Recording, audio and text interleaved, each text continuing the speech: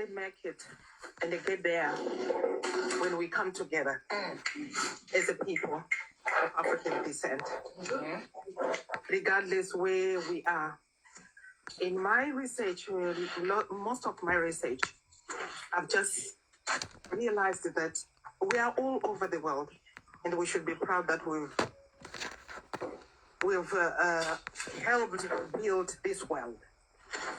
I've seen in small islands, and I see people who are like me, in very small islands at each and every corner, and I've said it's a matter of us coming together.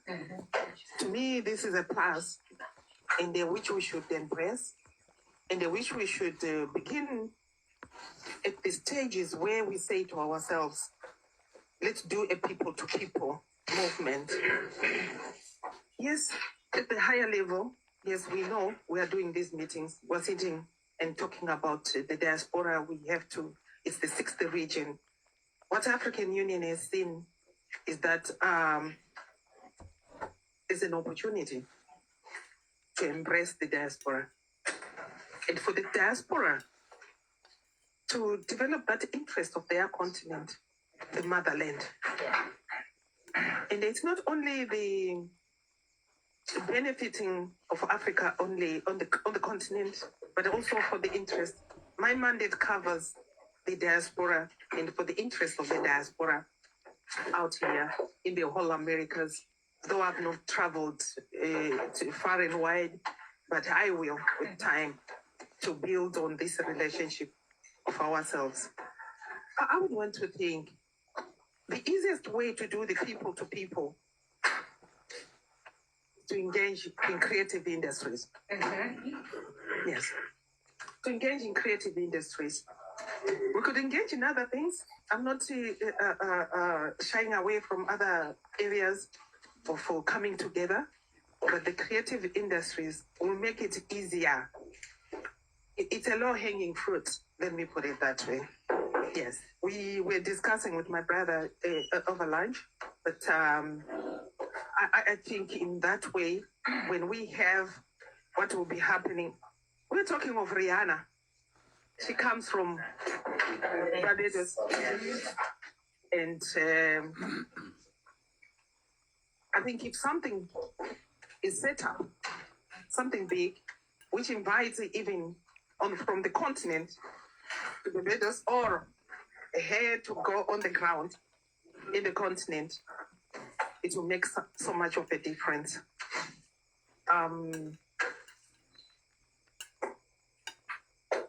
Diaspora has what it takes. I mean, in terms of you have this knowledge of areas of expertise that you have, which are different and which are needed on the continent. Could be in education, could be in digital development, could be in energy development, it could be in infrastructure, architectures, and all that. Those are things that could be put in place on the continent. I'm happy here, my brother is here from the AFC-FTA. They're doing a lot. And I think with the plans that they've put in place for the youth development, and they're working on embracing the diaspora youth, will make it easy on our relationships. Yes, and because we will be nurturing these relationships from early stages, and at my age, yes, I want to relate with you. We may not understand each other much, but you suffered what I suffered also when I was left on the continent, even if I didn't cross the rivers that took others. May their souls rest in peace. Yes. I was left on the continent, but we went through the suffering. The suffering that you experienced also here. And this is where we are right now. And I'm saying it's time to come together and to drive those issues that strengthen us as the people so that we'll be counted. The minute we are together, as I've said at the beginning, that is the way that we can get there and dispel some of the challenges that we're facing even today. Yes. The sixth region of the African Union had seen the opportunities that lie ahead. And the negatives around it, the challenges that are around it could be myriad challenges of issues to do with the diaspora. But I would want to think those are outweighed by the positives. Because African Union has said, for those who decide to come and do business on the continent, it's a matter of choosing the country where you want to do your business. And the facilitation is put in place for you to go and settle.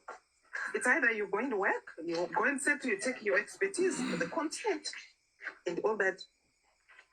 But not forgetting the Caribbean countries, we are working together. But we need to do some big things. I just gave an example of Rihanna. To say creative industries can get us somewhere would be the easiest to do the people to people. Thank you. I don't know. To add to your example, of Rihanna, what we were using Rihanna as an example of the possibilities. Rihanna's net worth is 1.9 billion. Net worth 1.9 billion US dollars. The GDP of Barbados is 4-point-something billion US. So if Rihanna was a currency, 3.5 riris would be equal to the economy of Barbados. Oh no, this is a serious statistic. Ask yourself how many undiscovered Rihannas are there. Not just in Barbados, throughout the Caribbean. In every Caribbean island, we have artists who are breaking through. The Afrobeats artists. We have festivals like the Dominica Creole Festival. They crop over all of that. The Dominica Creole Festival is all Creole artists. Francophone Africa is 2/3 the population of Africa. So if every year, these are things we actually discussing now with our colleagues in the African Union. If we are able to continue the Dominica Creole Festival as an annual event, in addition, every second year, take an edition to Africa, to somewhere in Francophone Africa, and have artists from both sides of the Atlantic participating in this. This is a huge thing. Drumming festivals, all of our masquerades, there are so many African retentions in our culture that we can, again, rediscover the origins of these things, contemporize them to become new art forms that could become global cultural products. Amazing possibilities. So, yeah. So, what I would like us to end up with is a discussion on the vision that you have in terms of what would you like to achieve by the end of your tenure as ambassador covering the sixth region. Thank you.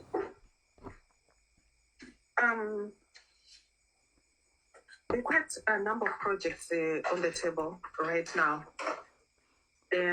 which I'm working on. And to say, it goes back to the diaspora that I was talking about. There is already a project that we are working on. Please just raise your hand so that people see you. One project that we are working on, the scholars, give the name exactly. World-class scholars.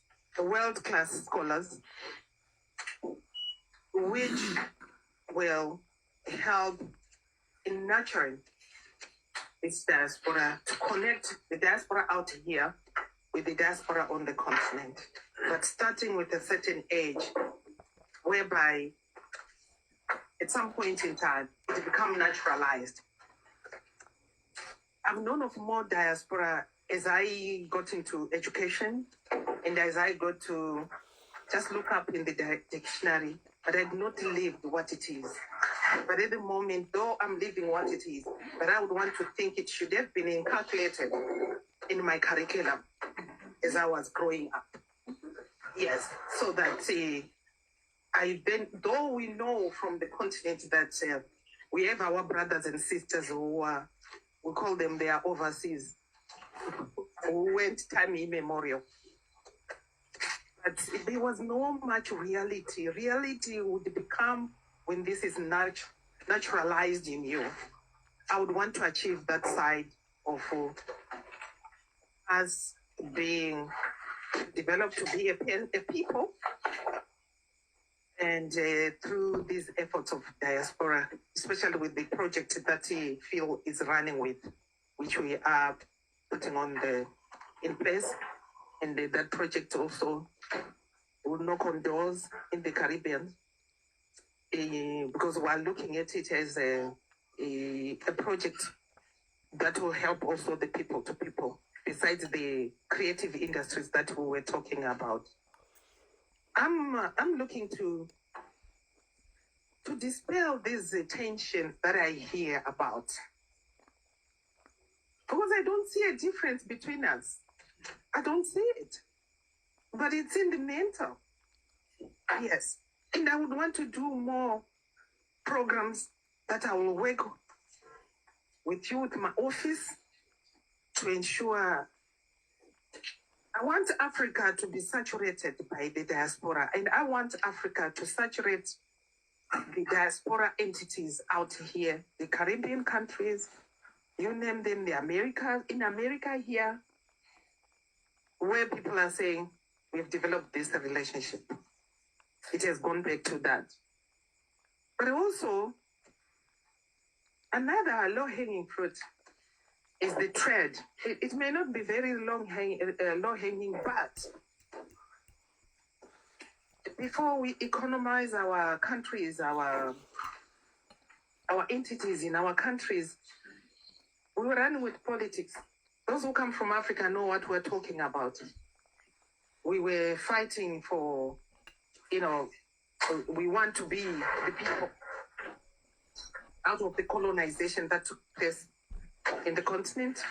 We're fighting to be a people, to be respected, to stand out there and say, this is us, this is who we are, this is how we want to be respected, this is what we're winning when we're selling our raw materials from on the ground in the continent.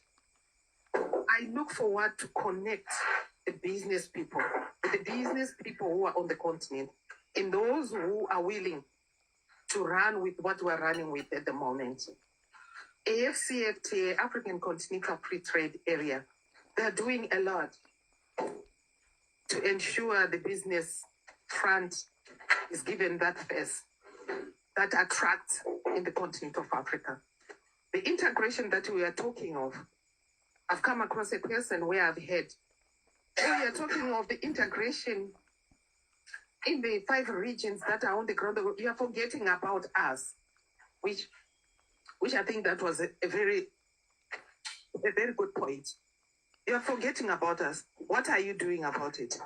They are also seized with this issue, AFCFTA, to see to how they can engage the Caribbean countries, like what Afrexim Bank is put in place at the moment. That's another way of getting us closer to each other. So through trade, I would want to see these big corporations that I grew up seeing on the continent. I'll give examples. There was Lever Brothers, and everyone was going to school to say, I want to go and work at Lever Brothers. There was Colgate, that company, Colgate. I'll just give those 2. And everyone is like, I want to really be educated so that I go and work there. And today, I'm saying my mindset has changed. Yes. It's us to be in there, to be running those big corporations. Tell me how many we are out here. If we manage our funds, just pay $1 a month, managing our funds. Won't we grow this Africa and it become a people? Yes, I look at it that way. And the good thing is Africa is open for business. Coming up with the policy frameworks that we have come up with, Agenda 2063, with its flagships, and we are running with the flagship of AFCFTA to ensure we do business on the continent. And it will be on our own terms, on those resources that will leave the continent. It's on our own terms to say there's beneficiation that we have to pay attention to. AFCFTA is working on all those things, making sure the regions are integrated, and Africa is open for business right now. It's no longer where we don't know what do we do if someone says, I want to come and invest. We know what to do. We have the tools, we've put things in place. So I would want to be part of that trade, easy trading between ourselves and the continent, and for us to build those big corporations that I used to see when I was growing up. Thank you. I'd like to end by adding a couple of things to what you said. One is that in addition to the areas you identified as priority areas that we consider communication and media, because you'd have noticed, I'm sure all of us would have seen on CNN, some of they've run certain focuses on Africa. And I think that program has gone a long way in helping to change perceptions of Africa. Prior to that, what you saw were distended bellies and the underside of Africa. What you're seeing now on CNN with Robert Mafudzo and these other guys is a whole different perception. And that's really important. In fact, we've invited Robert to come to the OECS. So that's on the card.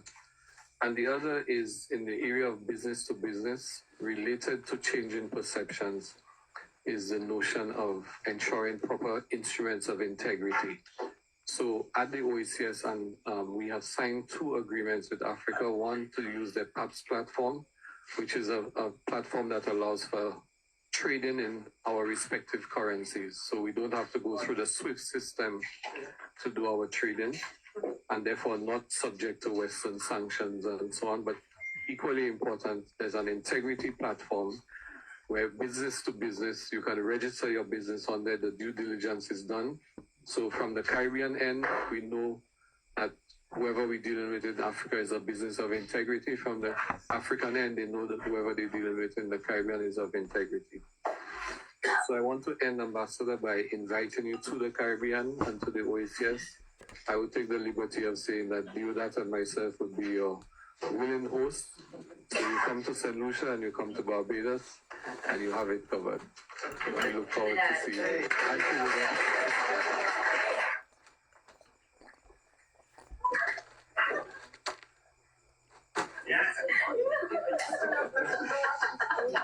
We have more time, Nigel? Because she was asking wanted to talk about education. Oh, no time, right?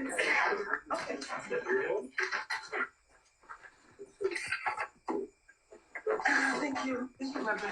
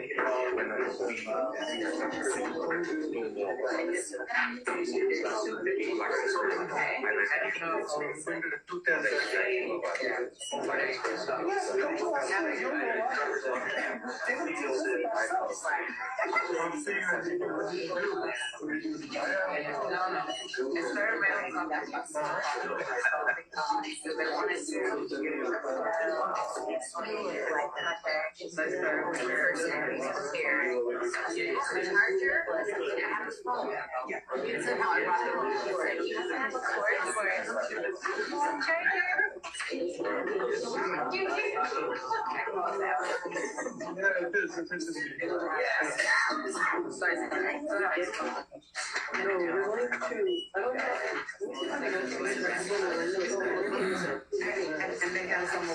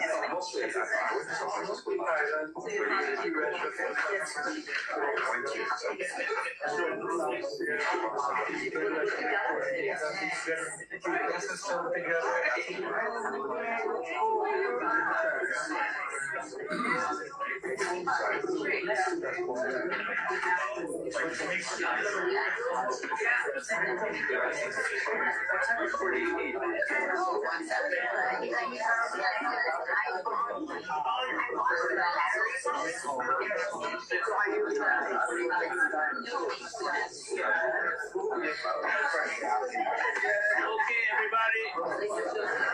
Hello.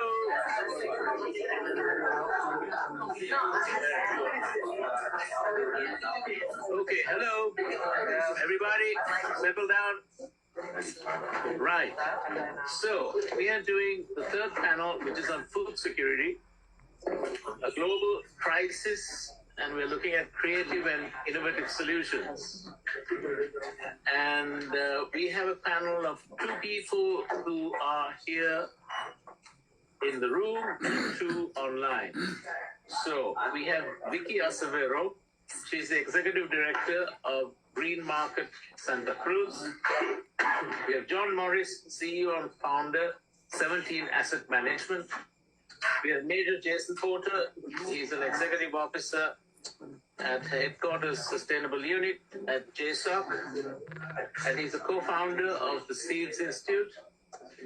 And we have a representative of the Black Farmers Fund. No? Then who is on the screen? That's on the screen? Yes, Who's on the screen? that's the Ujama Seed Co-op, Jim Embry. Oh, that's Jim Embry. Yes, Okay. yes, who just won the James. Okay, very good, very good, very good. Okay, excellent. So, without further ado, I'm going to ask Vicky Acevedo to take it away. She's got a 10-minute PowerPoint presentation.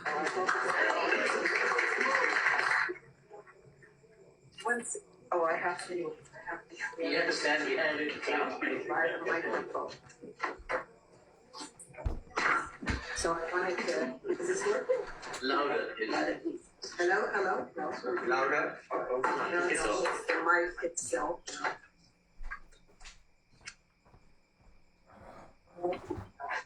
Mic's not working, but I have it. Is there somebody, is there a technical person? Yeah.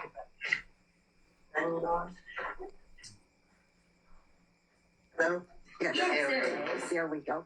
Okay, so thank you to Global Leaders Forum and Melvin and Myers. We'd like to say that, and all protocols observed for Her Excellency who's here with us. You will note that in the presentation, it doesn't say food security.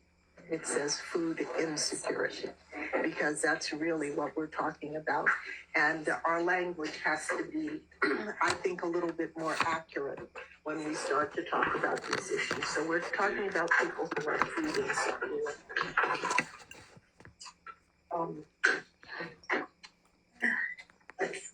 Taking things off the screen.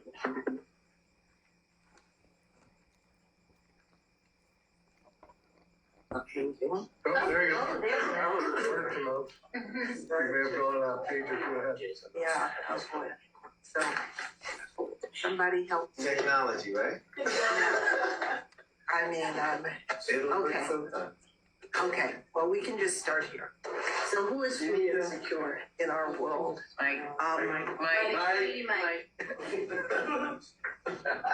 can't do this. It's too much for me. But who is food insecure? So when we see the little map over here, which comes from food security assessment, we see where people are food insecure. And it's largely Africa. You have a little bit in South America and some in Asia and India. What is interesting, of course, is that 34 million people in the United States of America are food insecure as well. And that does not show up there. 25,000 people die every day. You need to speak up a little bit more. 25,000 people a day die in our world of hunger or hunger-related illnesses. So we need to do something about this. Here's a reflection. This reflection comes from the Irish Hunger Memorial. Back in 1840, 1 million people died in Ireland from the potato famine. And the Archbishop wrote, "Still the rights of life are dearer and higher than those of property. And in a general famine like the present, there is no law of heaven nor of nature that forbids a starving man to seize on bread wherever he can find it, even though it should be the loaves of propitiation on the altar of God's temple." So the Archbishop said people could even go and take the host. Now, I brought this up because when we talk about the problems of migration and people moving and looking for food, people don't just walk out of their countries for no reason. They walk out because they're insecure. Sometimes the insecurity is not only food insecurity, it's physical insecurities and other things, but they walk out. And so when we say that we have a migration crisis and too many immigrants coming both to Europe and to the United States, it is because we have not figured out really how to feed people and have them secure in the geography where they are. So this is just a quick slide. Why do we have this crisis of food insecurity? Well, we know we're in this poly crisis. So we have war. So it's not only Ukraine, but you had fires in Canada. The fires in Canada also cut down wheat production. In the United States, we have a dust bowl in the middle where we used to grow wheat. That wheat is also gone. We have climate change. Everybody understands that. Biodiversity loss, energy crisis, poor soil. Why do we have poor soils? I think it was Didicus that talked about moving us out of the silos. And it's important to understand if you have a soil crisis, it's because you are using too many synthetic chemicals, you have too much intensive agriculture, you are plowing up the land, and you are killing the biodiversity. Also, food insecurity has come from, in some ways, a place of goodness. where you have people like Nordhaus, who won the Nobel Prize for the Green Revolution, trying to figure out ways to make food crops more resistant to pests, to drought, and other things. But the intensive nature of doing that has now, after 30 years, reduced the fertility in the soil. So you have these things crossing over and intersecting. The advice from the experts at that time, 30, 40 years ago, to developing countries was that they could skip over agriculture. Europe and the United States have always had agriculture as a backbone of their economies. But you could skip over. Why? Because you could, and I do use this pejoratively, you can dump food, corn, soy, rice in these countries at subsidized prices. And what happened then? You started to change their diet. So the diets in the global south started to change as a result of this. Then you add to that now these wonderful advertisements and commercials that we have on television with the beautiful people eating fast food, and and they're getting sicker. In our region, in the Caribbean, the rates of non-communicable diseases, high blood pressure, diabetes, are all a result of people drinking Coke and giving their kids Coke for breakfast. Okay, that's what they have for breakfast. I have to ask the question about world bread baskets. When you get to the ABCDs, and those are the four big companies, Archer Daniels, Midland, Bouygues, Cargill, Dreyfus, and they control almost all of the movement of grain around the world. And they can do that because we have designated certain countries as bread baskets, like Ukraine. But we have to move everything from Ukraine now all across the world. And what does that do for our energy prices? But it's not only grain. Lamb, all the lamb is coming from New Zealand. When have you really seen lamb coming from any place else? Where is the soy coming from? The soy is genetically modified, mostly in South America, to be sent to feed animals, which are the cows and other animals like that, bovine animals. And in the end, global agribusiness is extractive. It's as extractive as fossil fuels. And so I just want to make that point about the links between hunger and social unrest. So now this slide for me was very interesting because we want to know how to end hunger, right? That's one of our SDG goals. And this is 2022. It is the World Food Program. And when you read these things, they are so abstract that it's hard to believe that we can move them from that level of abstraction to the kind of practical solutions that we're talking about. And this is a part of our problem. I won't dwell on it. Now, I put this up here because I'm particularly fond of Ebenezer Howard. He wrote this book back in the 1890s, and he was saying that in order to feed ourselves, he's a British agronomist, in order to feed ourselves, we need to have garden cities of the future. I'm going to quickly go to that next slide because this was his view. And what's interesting about this 1890, so at the end of the last century slide, is that you have the town, you have the country, and you have this border between the town and the country. So I will make these slides available, but what you see here is a circular economy. Okay, so I say that there's nothing new under the sun. This is an old solution. People have thought about this, and we have to do, if we want to be food secure, Food has to be produced nearer to where people are consuming it. And this is what we don't have now with our long supply chains. This is a very interesting chart. It talks a lot about water and what happens in terms of income as well when you start to move the country closer to the city. You start to create these new kinds of jobs that we're talking about that you don't have when you have the long supply chains. So we get to the new solutions.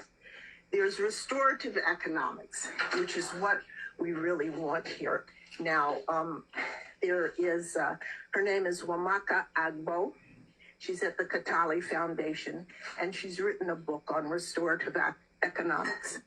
We have to build community wealth. And how do we do that? We relocalize the food systems. And in cities, people say, well, how can you do this? I say, you know, in New York City, we're very superstitious. We don't have 13th floors. And so I'm saying we take all the 13th floors of every building and turn it into a greenhouse. Since we don't have a 13th floor anyway, we can do this. And the roofs. There's a lot of space. And, you know, I'm going to get to that because 52% of us live in cities or near cities. So the food has to move into our vertical buildings. And we have vertical farming as a possibility, the technological possibility of doing this kind of regenerative agriculture inside of the buildings. No more monoculture. Monoculture is really the worst. Now, how do we get to this? We have to have some co-investment that integrates natural, social, and human capital. And by this, Jim knows, this is where the big challenge for us is right now. We have to change the system. Gutierrez said it yesterday, our financial and multilateral system is broken. There's a consensus that it's not delivering the kind of fiscal space, the kind of dollars, the financing that's required. So we have to figure out, and we have not yet done this, how to impute the proper values to our ecosystem services and what it will mean for us not to till and plow and how that will be carbon capture. But we're not really looking at that on the regional and global level that is required when we relocalize. So this is one of the big challenges for the economists out here, for accountants, and for people to truly think about. And the other new solution is that we have to do some more demonstration projects. The European Union, if you go, there's permaculture farms that are proving that in 3 square meters, you can generate 60 euros. 3 square meters, okay, of income for farmers. This is no space. And the farmers who have been doing this have been saying they can't get an organic product like that in a big field. They can't get the same return. So that should tell us something. We're not accelerating those kinds of projects around. There's syntropic farming in Brazil, where they've taken completely devastated land and refurbished it through agroecology, which is planting trees, fruit trees, and growing short crops in between the trees. Okay, they've also done this in Tamil Nadu in India very successfully, and by doing that, they restored the watershed. So, I think I'm finished. Yes, yeah. So this is Nigel's big point. We must move from theory to practice. It's not financial resources alone. We have financial resources to do this, but it won't solve food security. It's collective action that is required. And it means that we have to collaborate across these organizations, FAO, World Food Program, Ministers of Agriculture, but we're not on the same page here. And that's why we don't have the collective action, because political will, we're not going there. It's a pipe dream, to tell you the truth, the political will. You get the political will when the collective action is there. Yep, that's great. Sustainable solutions require the community's involvement, agency, and stewardship. And this is so important. One of our previous speakers spoke about this need for the community to have agency. People have to feel the dignity and responsibility of being able to provide for themselves. When they don't do that, then they don't care. Then they live in the throwaway fast food society that we are trying, that is the paradigm we are trying to break. So, I put this in, propose a nationally determined contribution by all ministers of agriculture. Where's Nigel? I just did that one for him. I put that in.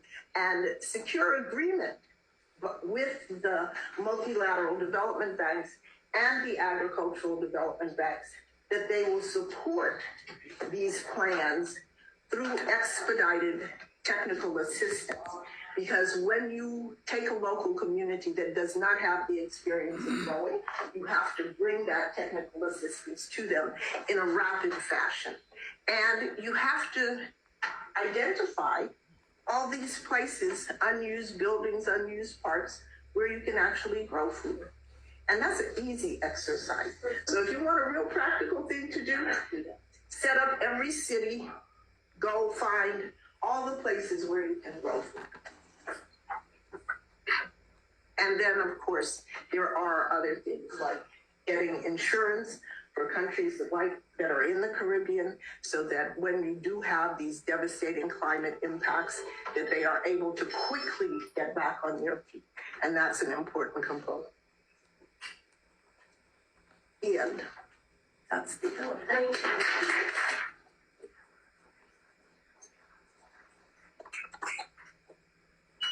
Well done, Ricky. Fantastic. So, Can we badger him with questions? you wanna? Okay, go for it. Vicki, we've been talking about these things, for a number of years now, right? And I think you came to a key issue at the end here, and you might have said it earlier on as well. But, agency within these communities, bringing people, on all these islands, agriculture was fundamental, however many decades ago. People have moved into other forms of employment. Obviously, all the diets have changed, right? It's a fast food economy now, and products coming in from everywhere other than, we've had this goal, to be creative, to bring exports or imports way down. But the key issue continues to be, it seems, as you've got to the end here, agency within you. How do you get people to care again about agriculture at the community level? Because I think if you do that, all the other resources are available, right? If it comes from within, but how is that dynamic going to change? When is that going to change? And have you seen any kind of progress towards that in the last couple of years? Well, I definitely think there's progress. There is? Great. Yeah, have I done it? You're good. I think what you have to remember when you say that we were agricultural before, we were monoculture before. Sure. There was cane. There was not food.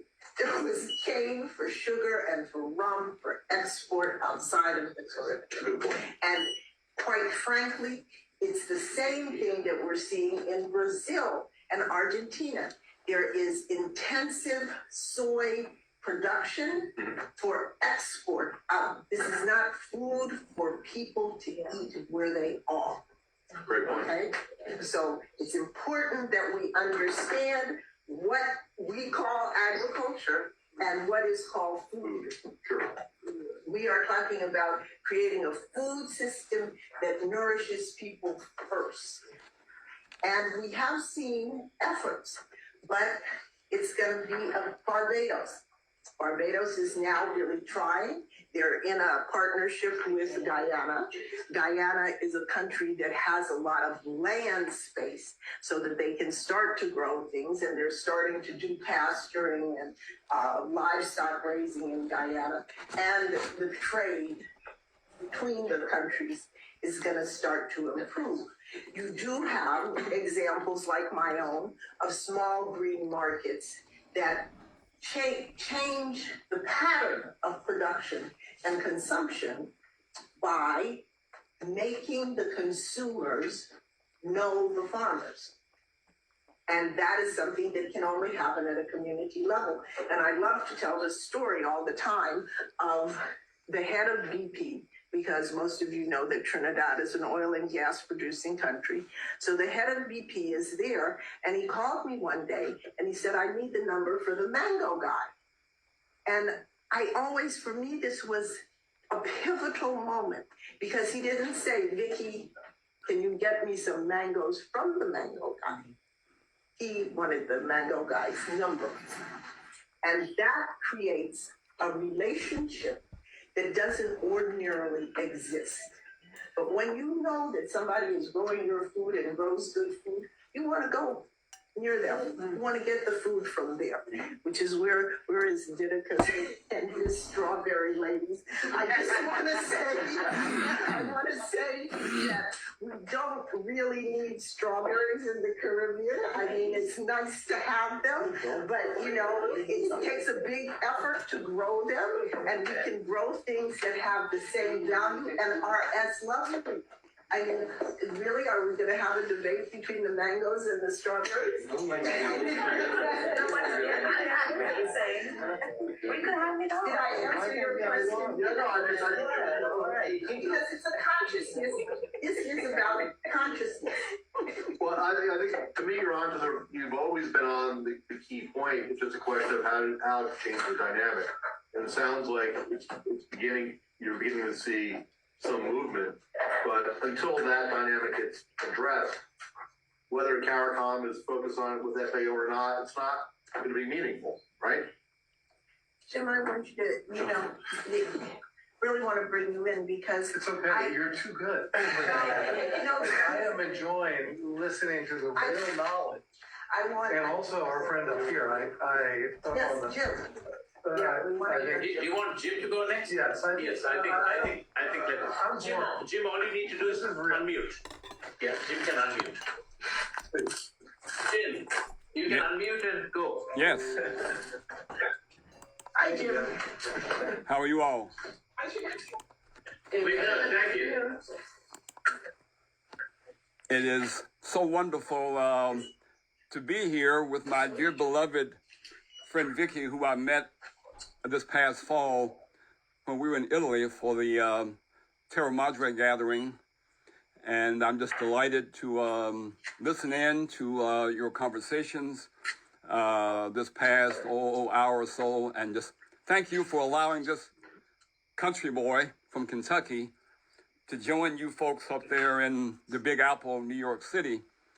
I am speaking to you all from about 30-acre family farm that goes back into our family, back to about 1800, when our ancestors who were enslaved, largely from Nigeria, were brought across the Appalachian Mountains into Kentucky. So we claim land stewardship since around 1800. This is also land that was inhabited for thousands of years by the Cherokee, the Shawnee, and the Weechee peoples. So I bring you greetings from Kentucky, not just from myself, but I bring you greetings from these ancestors who were on this land again. All the ancestors, the animal people, the plant people, the river people, the rock people. Delighted to be here at this Leaders Summit. And I would add just a little footnote here that prior to World War II, this community where I live now, that was largely an African-American community, was food secure. The food was grown locally. The food was grown largely organically. It was shared. There was a shared circular economy. So the ideas and principles that we've been putting forward, especially my dear sister Vicky, were part of the community prior to World War II. So the work is about a great remembering, if you will, a requilting of our community structures. And we need to rebuild infrastructure, rebuild the various sources of local participation, people who are land connected, people who are out visiting local farmers. I've been involved in this work for about 65 years. I know I look about as old as the dinosaurs, and in many cases I probably am, okay? But I began as a 10-year-old in the civil rights movement. I've been involved in all the social movements of the last 65 years, including the movement around food security, food justice. I helped form a food co-op back in 1972. I began working a lot around what we call urban farming, in the mid-'80s. I joined up with the slow food movement in 2008, had been to Italy 7 times for the slow food Terra Madre. I spent time in Brazil at the World Social Forum, meeting up with the landless workers movement. Went to Cuba when Fidel was living to study organic agriculture. And then during the years of COVID, when people couldn't get access to seeds, had a hard time being secure about many things, we began what we now call our Ujamaa Cooperative Farming Alliance. It's a BIPOC, led by people of color, food cooperative, food movement that has national reach as well as across the diaspora. So I just want to thank you all for this opportunity to be a part of this conversation. Now, what I would like to do is speak briefly. Vicky said I had 3 or 4 minutes to speak about our work around seeds, but she said if I promise to say that she's my shero, she might give me 6 minutes. So Vicky, you're my shero. But in any case, again, I've been involved in all the social movements, all aspects of the food system work. But over the last several years, I have, for various reasons, again, COVID and just the work being done globally, have a particular focus around seeds. And so in many ways, I view the world through this lens of seeds.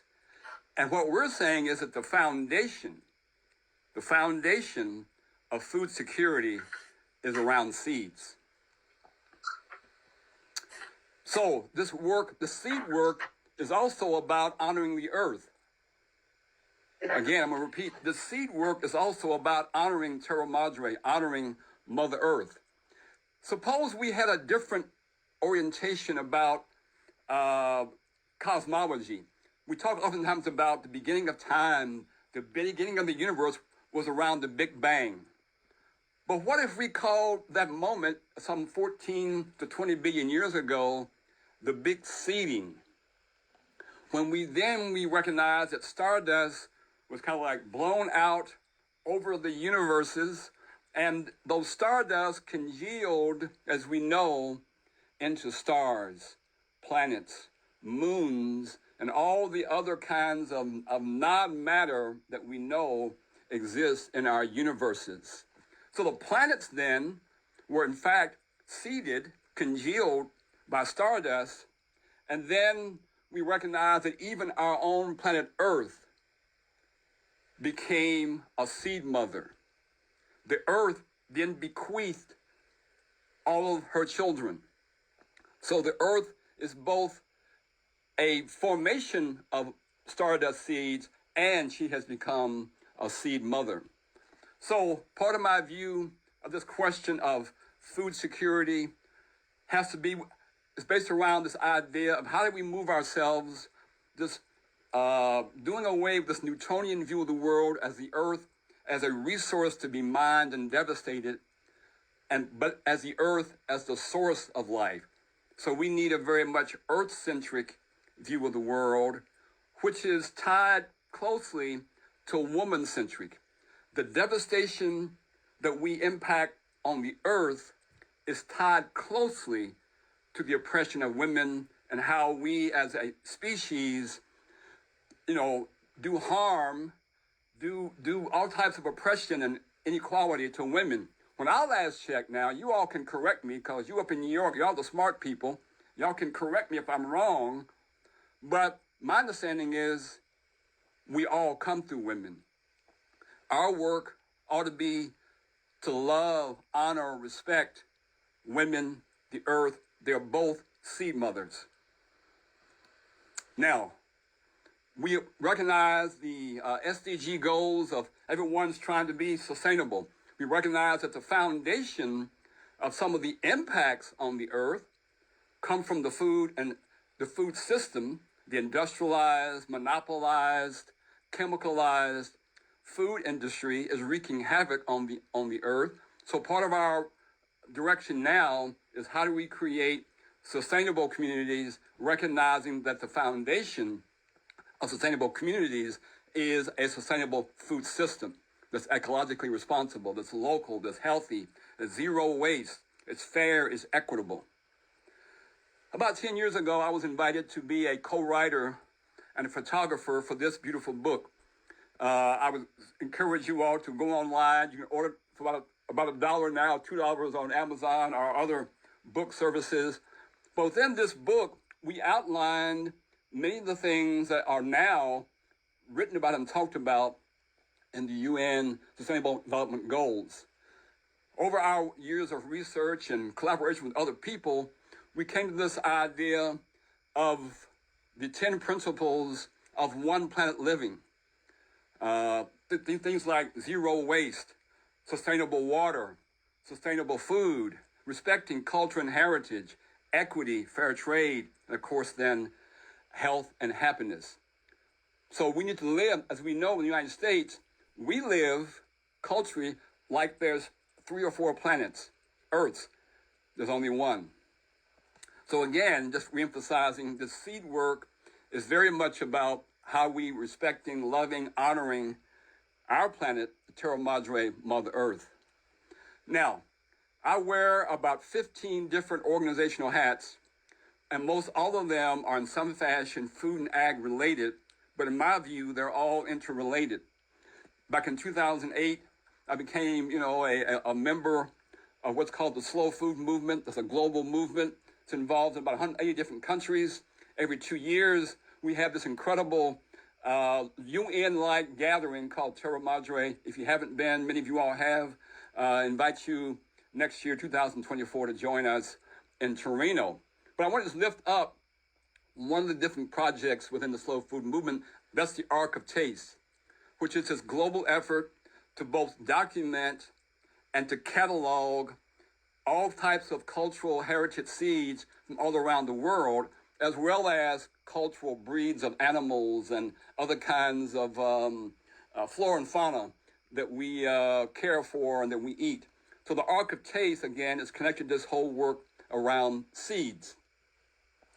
Also, again, out of the COVID pandemic, I began to connect and relate very closely to several different seed organizations.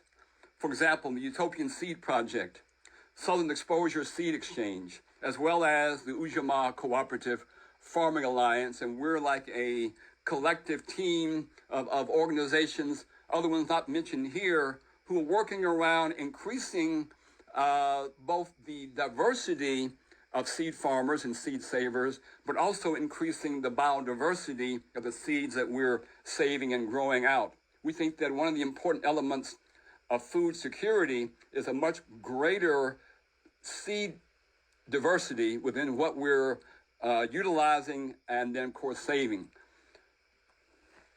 So we have this concept that arose about a year ago called Seed Commons.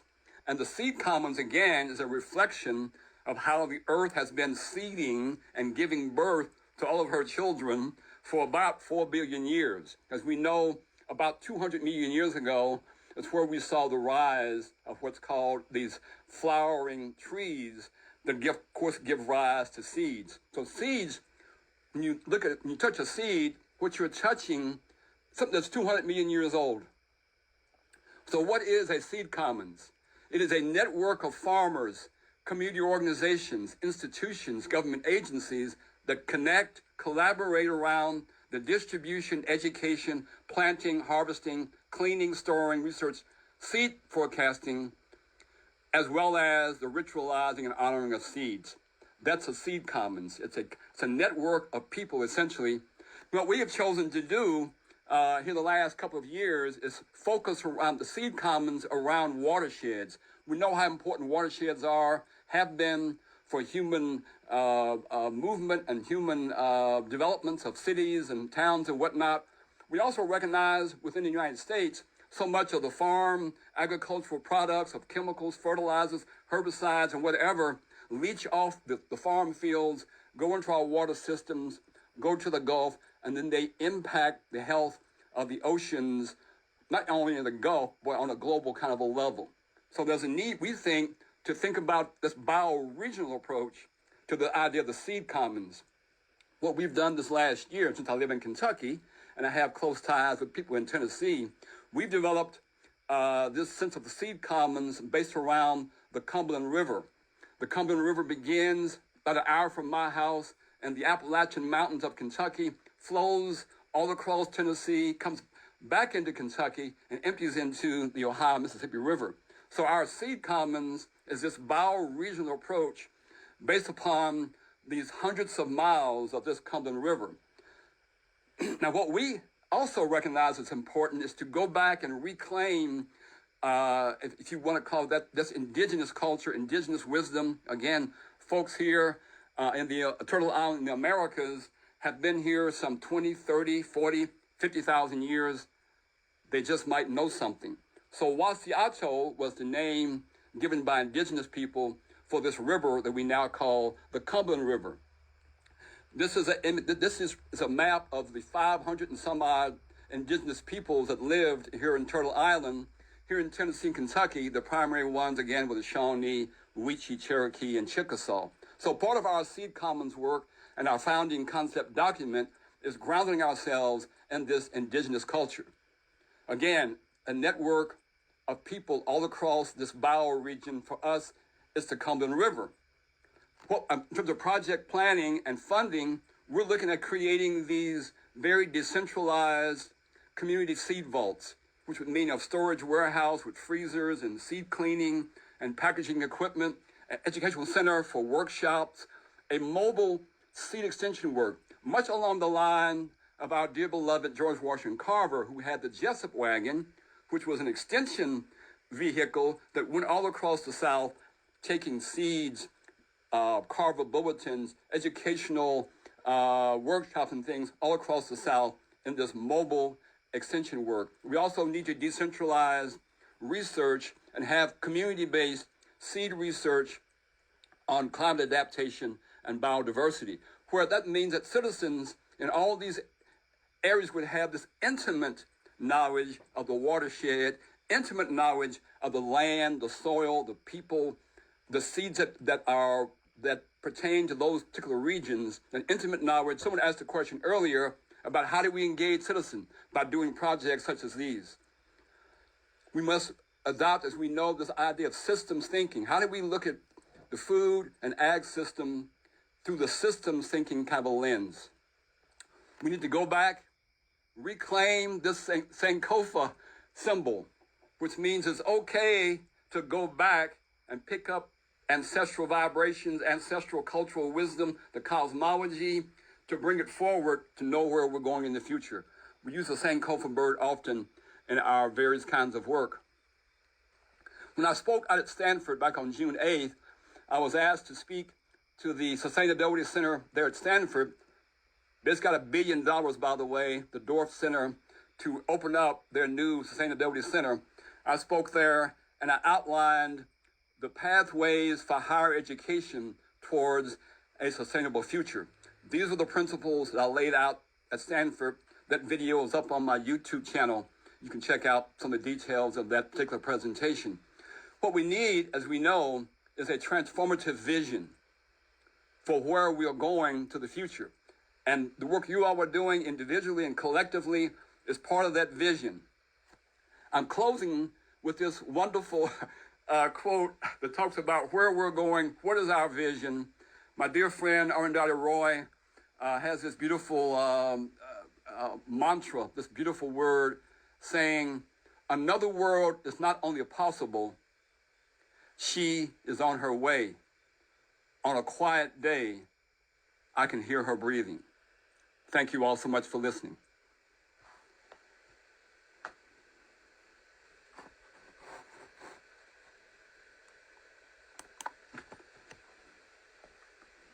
Three for sustainability is where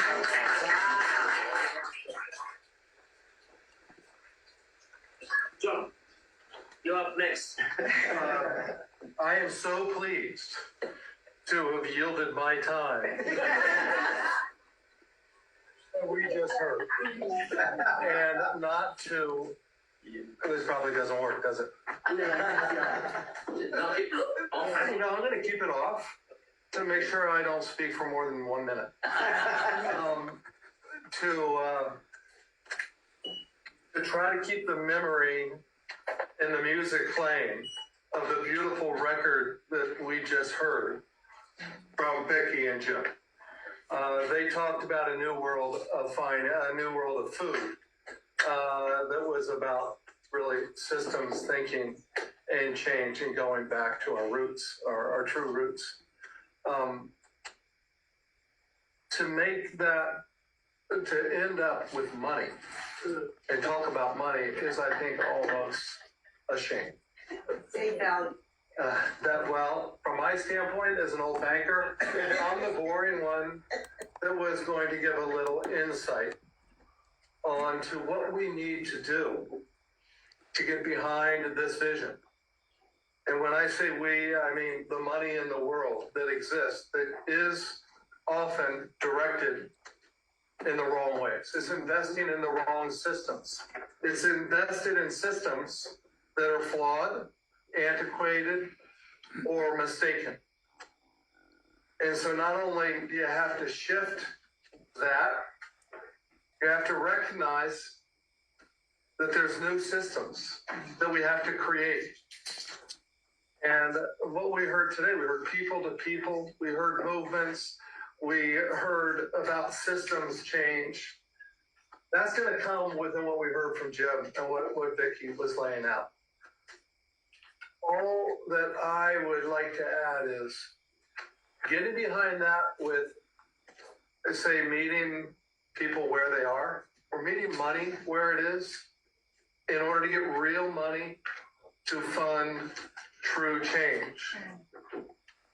It's really difficult because you've got to change flawed thinking who have deeply rooted interests. But just to leave a couple thoughts about Latin America and the and. You know, from an investment banker standpoint, the and is Caribbean. But if you're an investment banker for a big firm and you cover the Caribbean, you're part of the Latin America and the Caribbean. And 99% of the money goes to Latin America and 1% goes to deals in the Caribbean. And so last year was a breakthrough in foreign direct investment. Of the $1.3 trillion that was invested from one country to another, that's called foreign direct investment, 224 billion was invested in Latin America and the Caribbean. That is a 50% increase from the year before. That is a big breakthrough from the years of 2007, which was the height of foreign direct investment before 2008 came, and all the global banks had a crisis and they stopped investing globally. And we haven't had emerging market, frontier market investing from large companies, large countries at scale into growing countries.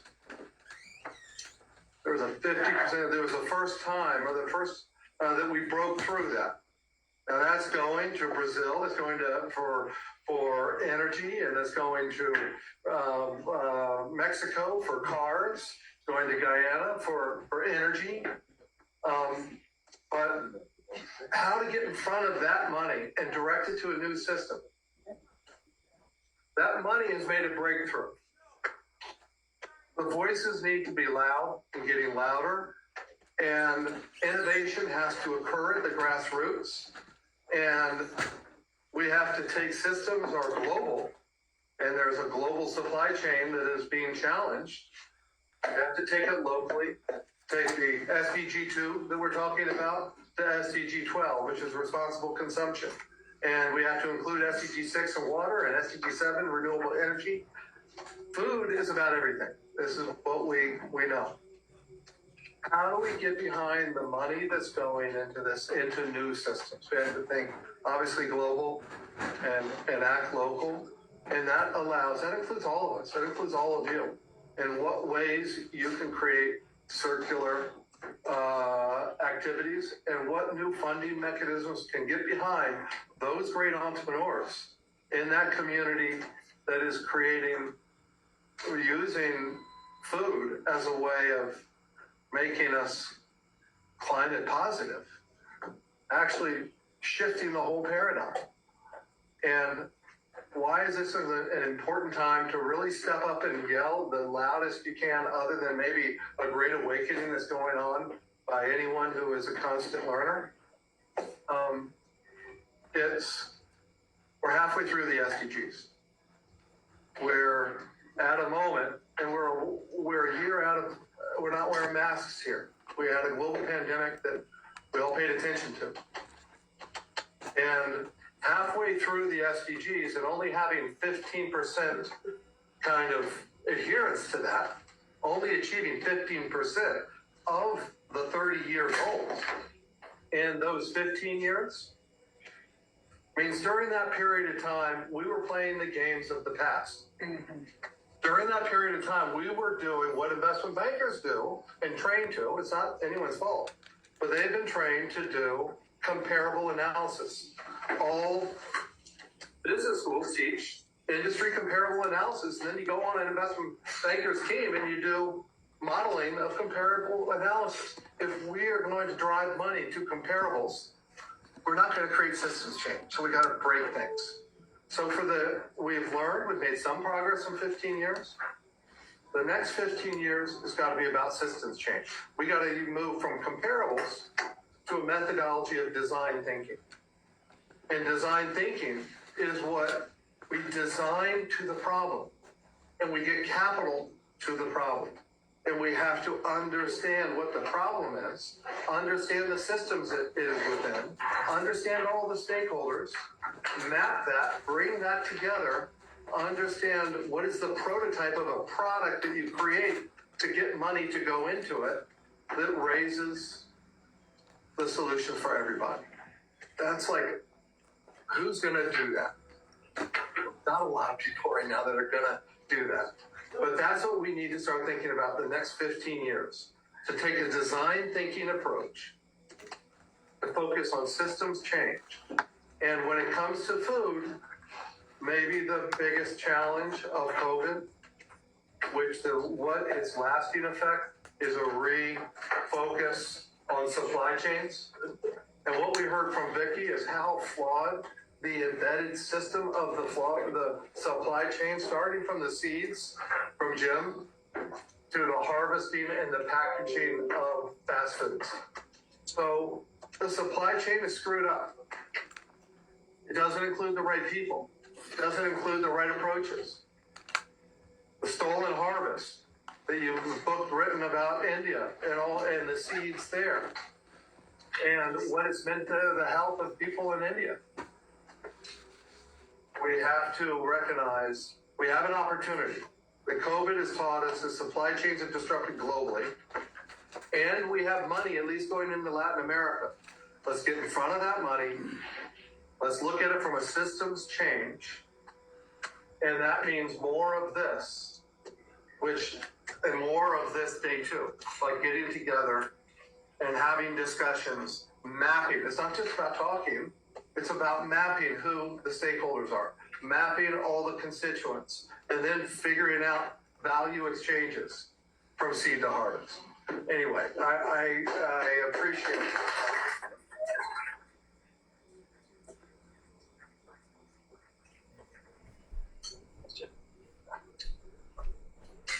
Thank you. Could I